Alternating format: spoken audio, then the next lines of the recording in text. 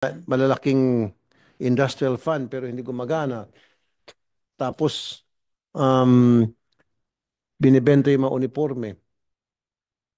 Di ba dapat ang uniforme libre? Paano ho bang patakaran sa uniforme? Di ba dapat free provided yan ng company? Opo, libre po yan at kapag nakikita po namin na may bayad, so we require a refund. Dapat i-refund po kapag O di doon sa pinapabayaran MLM sa punta kayo. workers. Dapat mabigyan ng refund yung mga ano. Kasama po sa finding po, sa violation. Kasi Okay. dapat free po ang uniform. Sige. Gusto magsalita ulit si Sir Mark Villena. Sir Mark, go ahead po, sir. Thank you, sir. Thank you, Senator Tulfo. Um, it brings to mind yung, yung lahat ng discussions natin today, how important the use of language is. Kasi I see very clearly na pareho naman at bottom yung interest natin, di ba? Like, I'm glad that Mr. Guerrero pointed out yung nagiging less efficient ang productivity, di ba? Pag after so many hours, di ba? It lends to yung safety aspects na 'di ba yung public interest ay hindi na serve pag nalalampas yung standard hindi natin naabot, 'di ba?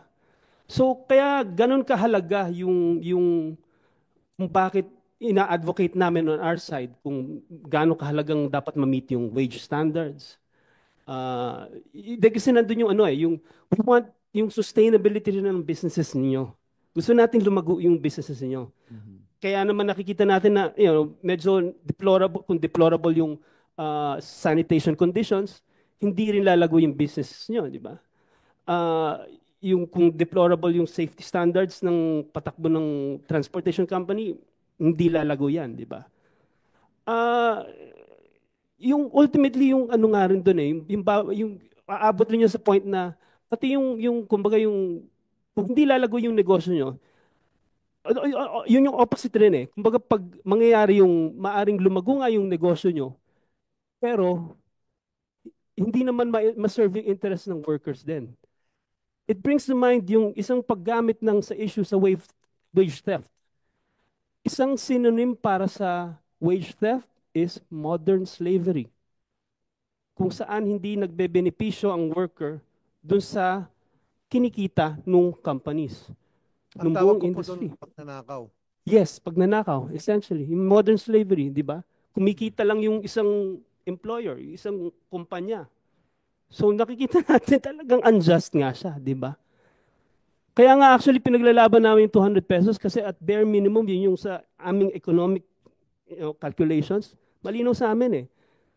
Yun lang yung minimum na aabot nga sa taas ng bilihin ngayon, yung tuloy-tuloy na in the past years, tumataas at tumataas, hindi sumasabay yung wages ng manggagawa eh.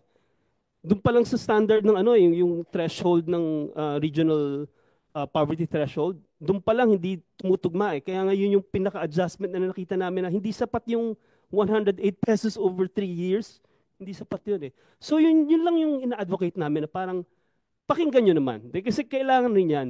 Kumbaga kung happy rin yung side na yan, happy rin naman lahat eh. Dahil kasi magkakaroon ng, kita, yung umiikot yung pera. Dahil kasi may panggastos yung manggagawa. So, kita nyo systemic lahat dapat yung approach natin. Kaya nga mahalagang ma-meet rin natin yung standards on all other levels. Pati nga sa public employment, di ba? We want yung efficiency ng inyong sistema. So we make sure that filled in lahat ng mga positions na yan as much as we can. And then, i-resourcean pa more. Kasi the way we heard it from Director Corada, talagang yung ratio between inspectors and yung ini-inspect nila, ang layo ng agwat, we're on the same side here. We want the same things. So yun lang po. Maraming salamat po. Okay. Bago tayo magtapos, I just want to make clear to everybody na hindi po kami rito o ako especially, hindi po ako anti-business. As a matter of fact, pro-business po ako kasi kailangan natin yung negosyo kasi yan ang nagpapaandar ng ating ekonomiya. Dahil kung walang negosyo, wala tayo. However, sino po nagpapaandar ng mga negosyo? Sino po nag-ooperate? Siyempre, yung mga magagawa. Kung wala yung mga magagawa, hindi tatakbo yung negosyo. So, dapat tatuhin natin na maayos yung ating mga magagawa.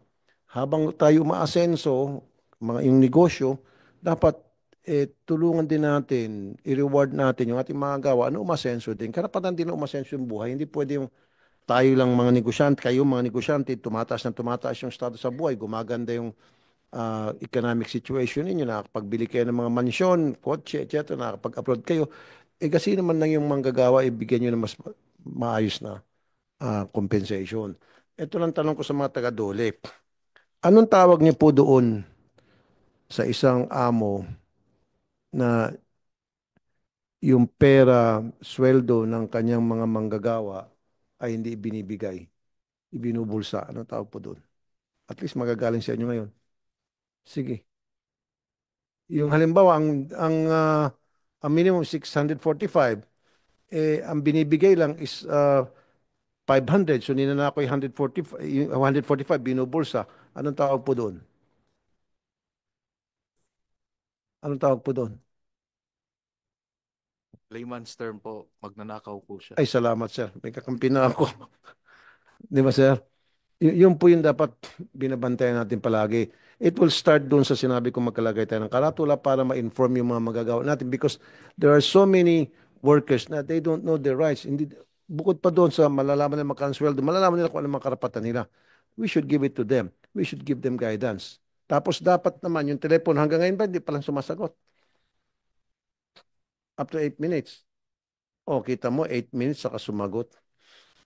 Buti pa yung yung sa OWA. Yung OWA, less than 1 minute, sumasagot. Mahaba ng 8 minutes. Paano ko yung manggagawa, tumakas lang sa sa break niya, wala na. So, dapat po, mabilis yung pagsagot niyan.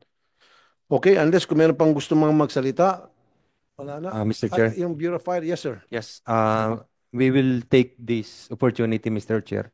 Number one, because we are asking for your help and your leadership, particularly, Mr. Chair, sa pagpapatupad ng Fire Code of the Philippines. Number one, because Fire Code is number one na nineglect. So, citing some mga nangyaring sunog, pag nangyayari po yung sunog kasi, both economic and yung labor nawawalan po ng trabaho. Na bumabagsak din po yung ekonomiya ng Pilipinas. Now, it is because a simple neglect in the provision of the Fire Code na hindi po in-implement. We are asking this because the BFP is only allowed to inspection once. Once a year. A Yes. year. Per business establishment. Per business establishment. Kaya lang kulang Now, tayo, 1 million ang negosyo. Yes po. Actually, yung Ah, record po namin, Mr. Chair, is 2.4 million business establishment. Oh. And what actually happened is meron po kaming 9,000 fire safety inspector. Hindi lang po yung trabaho na yon mag-inspect because they are actually doing... 9,000, marami-rami, kumpara sa... Actually, Mr. Chair, ano pa po yan eh, nag-assign pa po yan sa fire suppression. Hindi lang po sila mag-conduct ng inspection. 24 hours po kami nag-duty sa stasyon. Then after that, pagka meron po kaming the next day is, for example, off duty, dun lang po kami mag-inspection. Okay. That is the reality. That is why, Mr. Chair, we are asking for your help. Yes. That yung reorganization po ng BFP at yung pong nire-require po namin, hinihingin at least every 2,000 personnel madagdagan every year na fire officer 1 or yung mga technical person na pwede pong makatulong sa pagkakandak ng inspection. At the same time, yun din po yung inas ko po kanina, Mr. Chair, na yung pong provision sa Fire Code na masyado pong kumbaga matagal na po yung penalty. Madali lang po magbayad yung mga mayayamang kumpanya because of that 50,000 hanggang doon na lang. Pero in fact yung violation po pag kinumpute natin at least commensurate ngayon po, Mr. Chair, dun sa kasi mataas na po yung inflation rate natin eh. Kumbaga tumataas na po yung mga standard living, dapat tumaas po. Sige po. So we are asking po, Mr. Yes, sir. Chair, Ganito po. for your help. Yes, sir. Thank you, sir. Sa budget hearing, atin po ako, although hindi ko po committee yung sa DILG, kung saan under yung DILG. Anong committee yun? Sa local government, that's not my committee. Pero member ako, pwede ako umattend sa hearing, sa budget. Padagdagan natin yung budget ninyo. Meron na po akong request din, sir, sa inyo.